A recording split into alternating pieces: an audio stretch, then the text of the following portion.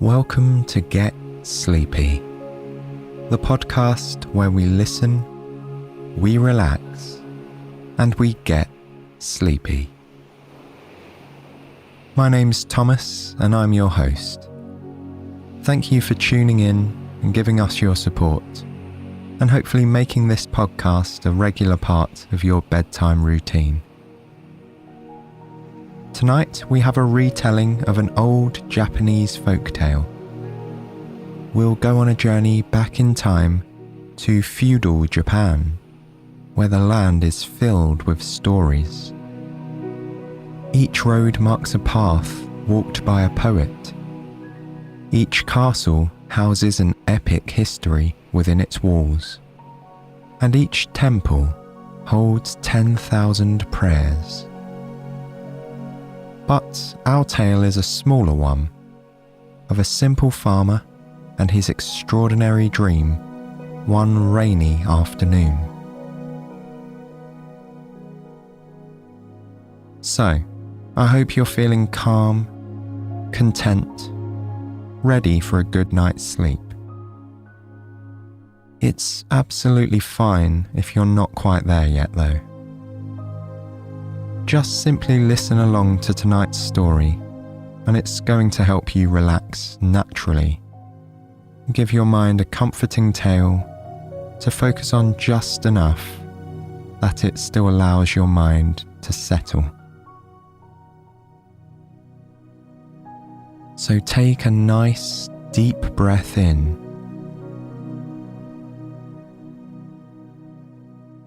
and back out. Just feeling the weight of your body sink a little further into the bed. And if you haven't already done so, then just allow your eyes to give in and close. And relax the muscles in your face and your jaw.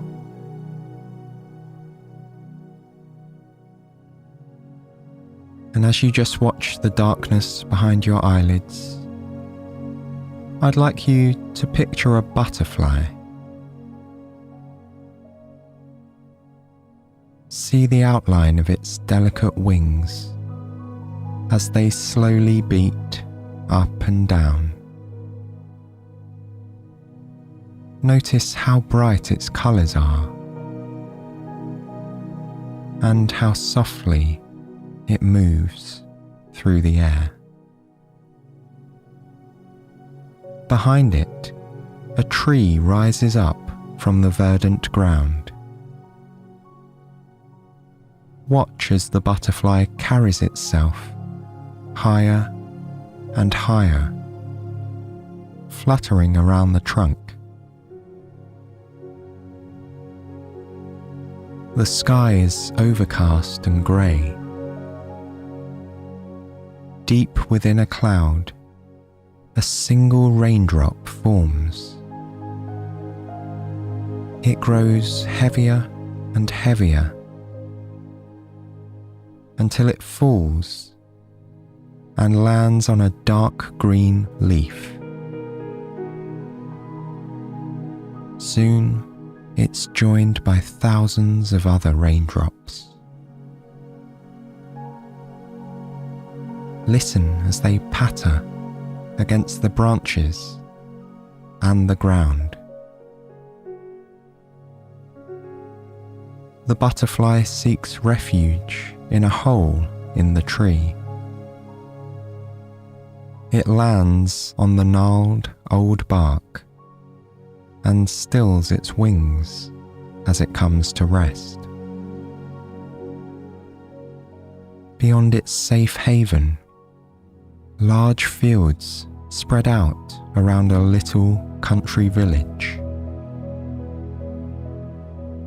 A damp, earthy smell fills the air as the cleansing rain falls upon this farmland. And this is where our story begins.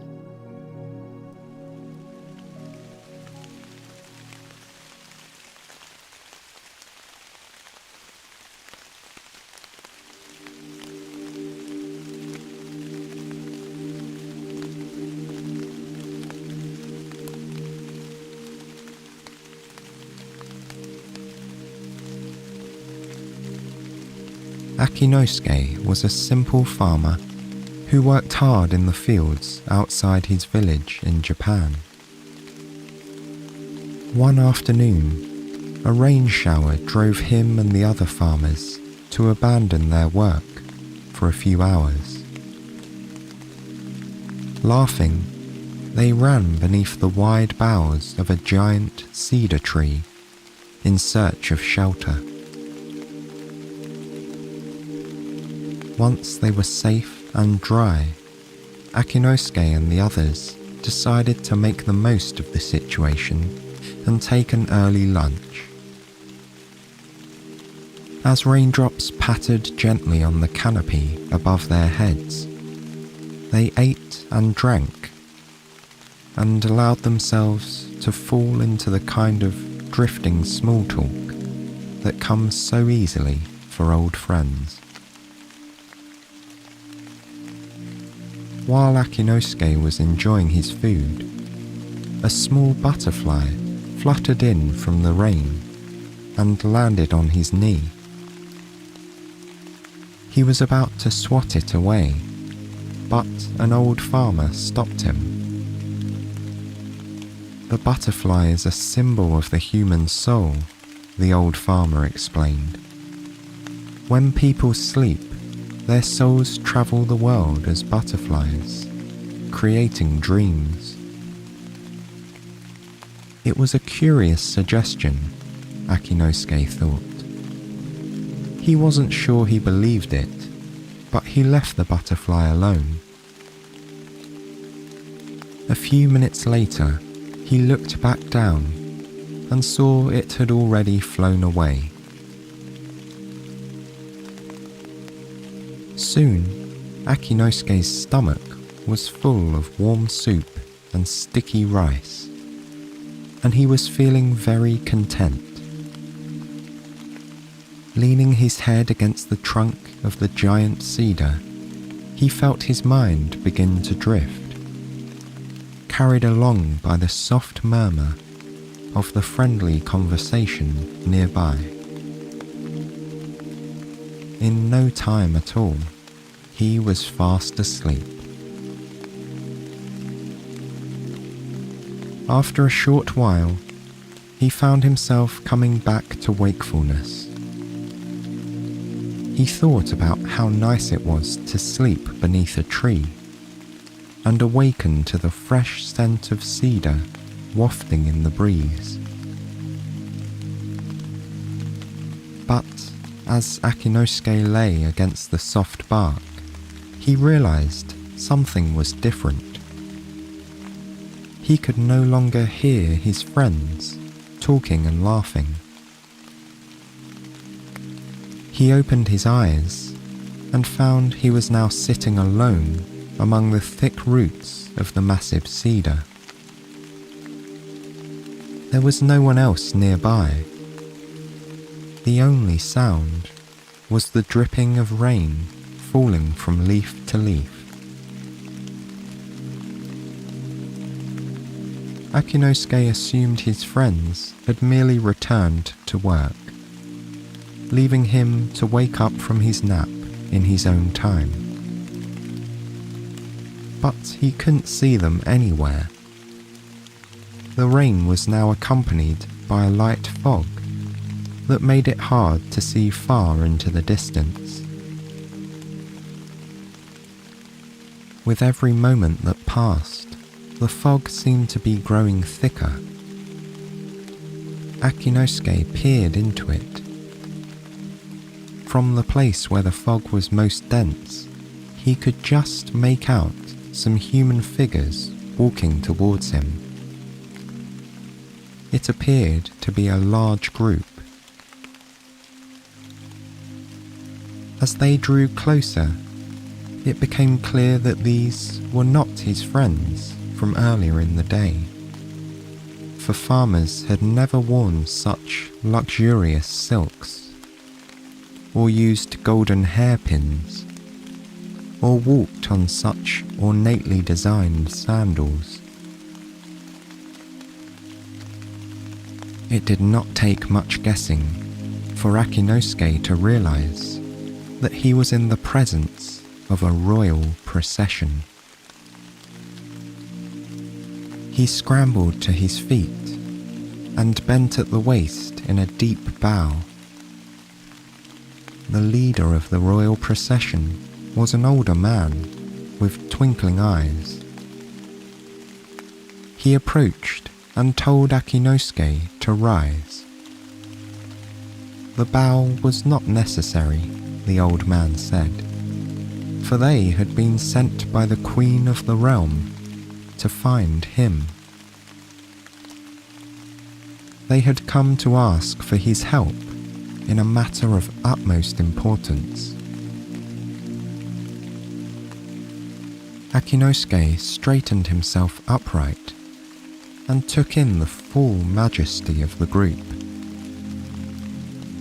Each person wore robes of red and gold silk that rustled gently in the light breeze. Each had hair that was raven black and done up in a variety of intricate styles. The air around them was scented with the finest perfumes Akinosuke had ever smelled. With every breath, his nose was filled with the complex aroma. He could make out spices like cinnamon, cloves, and cardamom. Sweet flowers like hibiscus, lilac, and jasmine, and citrus fruits like orange and pomegranate. It almost seemed as if the heavenly aroma followed the procession like a cloud, alerting everyone around to the presence of royalty. Akinosuke had no idea what such an auspicious group would need from him. They must be mistaken, he said, as he was nothing but a simple farmer. But if they had come this far to find him, then he would be honoured to provide them with whatever he could. The old man smiled warmly and said he was certain Akinosuke was the person they were looking for. The queen had asked for him specifically. The procession beckoned to him. Akinosuke was surprised by this, but he found the group impossible to resist, as they were so certain they'd found the right person. And so he joined them. Before leaving, they gave him a moment of privacy so he could dress in the blue and silver robes that they'd brought for him. They were the traditional outfit for a guest of the queen. After donning the clothes, Akinosuke admitted to himself that if the procession was, in fact, mistaken, the person they'd confused him with must be very similar. After all, the clothes fit perfectly, as if they'd been made just for him. The procession then began its journey back to the queen, with an awestruck Akinosuke in tow. As they walked, he marvelled at the quality of the silk robes he'd been given. The material was so light and soft that he was sure it would offer little protection against the fog and rain. Yet it kept him as warm as a thick cotton tunic. The sandals were also quite comfortable. To Akinosuke, it felt like walking on a cloud. He must have been distracted by all of the luxuries surrounding him, because before he knew it, he and the royal procession were standing in front of a massive palace. Guards in red and gold armor opened the gates and they walked inside. The Queen's chambers were filled with beautiful treasures, unlike anything Akinosuke could ever have imagined. Wall tapestries of the softest fabric hung around the room, illuminating important moments in the kingdom's history. Every inch of the floor was covered in fluffy rugs, or furs, or gorgeous bamboo mats of the highest quality. Above his head, the ceiling of the chamber was dotted with delicate glass windows. Akinosuke imagined laying on his back on one of the rugs at dusk, watching as the stars began to shine through the windows, one by one. The Queen wore robes of the purest, most beautiful cream-coloured fabric Akinosuke had ever seen. His own silks shone as they reflected the light from lanterns hung around the chamber. But the Queen's robes seemed to emit a light all of their own. They were embroidered with crimson threads, illustrating a clutch of small, round, lychee fruits. The luscious designs were so true to life that Akinosuke found his mouth watering at the sight of them. Then, the Queen began to speak. Her voice was soft, but it carried the weight of her authority. Even though she barely spoke above a whisper, the people in the silent chamber could hear her every word. She explained that they had been watching Akinosuke for some time and found his farming skills beyond reproach. He was exactly the sort of person she needed to help revitalize a particular part of her domain. A small island with rich soil and hard-working citizens that had fallen on hard times. The Queen said the entire realm would be grateful if Akinosuke could take over as governor. Not knowing what else to do, he accepted the offer graciously. The Queen smiled. She had made the right choice. Akinosuke spent the next few days at the palace preparing for his journey to the island, which was situated in the middle of a wide river. He was still shocked by his good fortune, but there was so much work to do, he barely had a moment to think about it. Finally, it was time to leave. Akinosuke was accompanied to the island by several advisors. They travelled across what felt like all of Japan, over hills and green fields, through great cities and small villages. The final leg of their journey involved crossing the wide river, which they did aboard a beautiful wooden ship with billowing sails, the same creamy white as the Queen's robes. On board the ship, Akinosuke allowed his mind to rest. He stood at the bow and closed his eyes. He felt the soft warmth of the sun on the backs of his hands. The fresh air flowed through his hair, making the loose strands dance lightly across his face.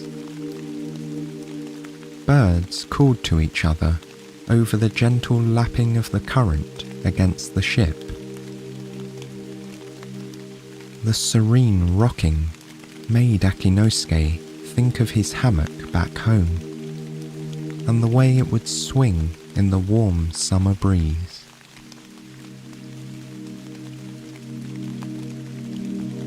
Soon the island came into view, and the boat manoeuvred toward the dock. As soon as Akinosuke stepped onto the land, he knew the queen had been telling the truth about the fertile soil. The earth beneath his feet was springy and moist. Tall, lush grasses covered every square inch of the island, and beautiful trees towered over the territory, providing cool shade from the sun. The advisors led him to the governor's estate, where he would live and work during his stay. As they walked toward the house, the advisors apologized for how small it must seem compared to the Queen's palace. But Akinosuke, who had never lived anywhere larger than his family home on the farm, couldn't believe his eyes. The estate was smaller than the Queen's, it was true, but it featured many rooms filled with luxurious comforts, like overstuffed chairs, soft rugs, and a large feather bed. Akinosuke knew he would be very happy here, and he was right. At first, he was a little overwhelmed by his responsibilities, but over the course of his first year on the island, he was able to learn about the people and their lives. Together, they collaborated to produce the first great harvest in over a decade. To celebrate, Akinosuke hosted a grand feast for every single one of his citizens. In this way, time passed by. He spent the next 15 years as governor of the island, slowly helping to turn it into a paradise for all its people.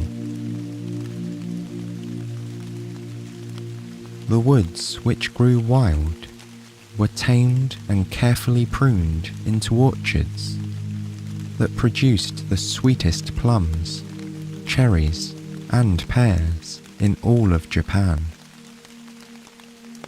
The farms, once neglected, now made more rice and grain annually than the island could consume in a decade. Akinosuke made sure to send the extra food back across the river, so the bounty could be shared with the entire kingdom. As governor, Akinosuke was beloved by the citizens of the island. He settled disputes with care and good humour. He planned wonderful feasts for births, marriages, and other happy occasions. And he even found time to work in the fields, doing the thing he'd always been best at, farming. Then, one day, the Queen sent a messenger to the island. One of her attendants arrived by boat to speak to Akinosuke and told him that it was time to return to the place where he belonged. The Queen would never forget his contribution to the island, the attendant said, and neither would the citizens. Akinosuke was saddened by the news, as this place had become a second home to him. But that evening, his advisors surprised him with a most excellent party. The food, drink, and dancing were better than anything he had yet experienced on the island. When the feast had finally settled down, and Akinosuke had said goodbye to the last of the partygoers, he made his way to his bedroom and lay on the huge feather bed. Slowly, he sank into the mattress, feeling it engulf him in a warm hug. He felt himself begin to drift from wakefulness into sleep. But before he did, Akinosuke took one last look up at the ceiling. When he'd first arrived on the island, he'd had one important renovation made in his bedchambers. The addition of small, delicate windows on the ceiling, so he could watch the stars come out one by one. Looking up at them now, he saw them twinkle in the sky above. And within a few minutes, Akinosuke was asleep.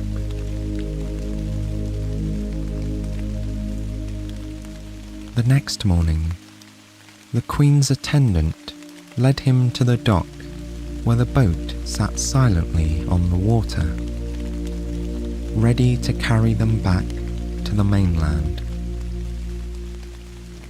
Akinosuke took one last look at the island as he boarded. He saw the orchards and fertile fields, and the now prosperous village in the distance. Then the boat pulled up its anchor, ready to embark on its journey. As they left the dock, a fog began to roll in across the water. It was thick, but unlike normal fog, it wasn't cool to the touch. In fact, it was warm and soft, like a cotton blanket. Soon the fog was so dense, Akinosuke couldn't even see a few feet in front of him. And so, he closed his eyes. When he opened them again, he was no longer on the boat. Instead, he was back beneath the giant cedar tree, surrounded by his old friends. He blinked a few times to make sure he was truly home, and ran his hands along the soil that was still wet from the afternoon rain. One of the farmers chuckled to see him behaving this way. He asked if Akinosuke had enjoyed his nap. Slowly, Akinosuke asked him how long he had been asleep. The farmer looked at him strangely and said it had only been about 10 minutes. Akinosuke then told the other farmers what had happened to him. The royal procession, the Queen's chambers, the island, all of it. The other men listened carefully to his tale. When he finished, he asked them what it could have meant. The other farmers weren't sure and began to discuss it amongst themselves. But before they could get too far, a voice interrupted them. It was the old farmer again, the one who had told him about the butterfly on his knee. His voice was as soft as the sound of the wind moving through the grass. He said that he'd watched Akinosuke drowsing against the tree. At the very moment he fell asleep, a small yellow butterfly had flown from Akinosuke's tunic right above his heart. The other men nodded at this. They'd seen the butterfly too, but hadn't noticed where it had come from. The old farmer continued. Akinosuke's butterfly had been resting on the cedar tree when it was approached by several ants. The ants gently grasped the butterfly and carried it down inside a hole at the base of the trunk.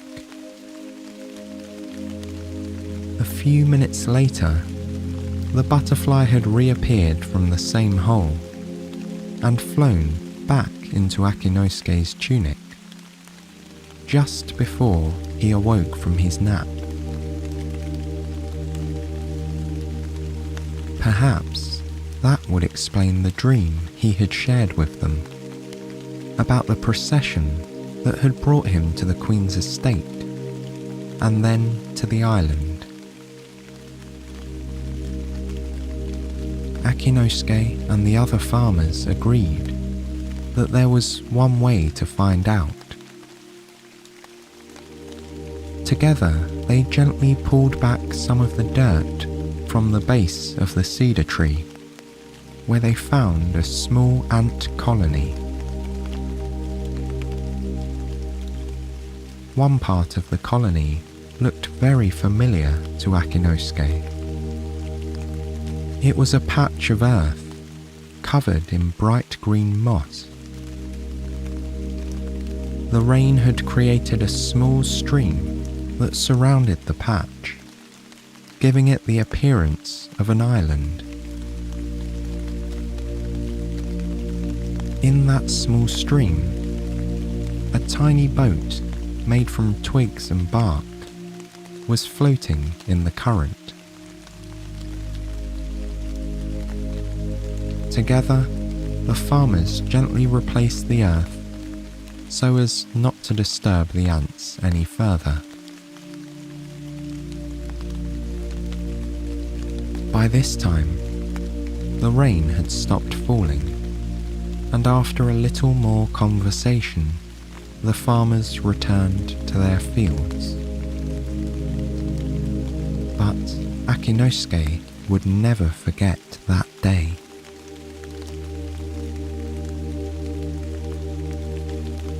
For the rest of his life, he would think fondly of his time as the governor of the island. And each day, as he ploughed and sowed and reaped from his fields, he would feel the warmth on his back and remember his silk robes. Each bite of fruit would be just a little sweeter as he recalled the harvest feasts, and every breeze would carry the faint smell of the vast river that surrounded his island home. And it goes without saying that before Akinosuke left the cedar tree after his nap that day, he set one half of his unfinished lunch at its trunk, near the entrance to the ant colony. One final gift to his hosts and friends for a wonderful adventure and dream.